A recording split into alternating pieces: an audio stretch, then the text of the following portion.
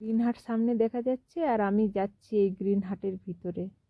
দেখো এরা গ্রিন হাটে কি কি সবজি লাগিয়ে রেখেছে। একটা গ্রিন হাটে তো পালক ধনিয়া সব লাগিয়ে রেখেছে, আর যেগুলো ভালো হয়নি কিন্তু ঘরে খাওয়ার জন্য বাড়িতে খাওয়ার জন্য ঠিক আছে। আর এটাতে গাজর লাগিয়ে রেখেছে, কিন্তু গাজরগুলো খুব সুন্দর হয়েছে, আমাদের ওখানের গাজরের মতোই সুন্দর হয়েছে আর খেতেও খুব টেস্ট। এই দেখো বৌদি গাজর তুলছে গায়েতি দিয়ে।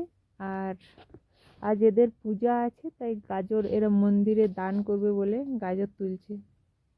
অনেক বড় বড় গাজরগুলো হয়েছে, মানুষ চাইলে কিনা করতে পারে। দেখো এই ঠান্ডার মধ্যে যেখানে বরফ জমে যাচ্ছে সেখানেও এই যে এরা গাজর লাগিয়ে গাজর ভালো হয়েছে, গাজরের খেতি করেছে, গাজরগুলো খুব ভালো হয়েছে।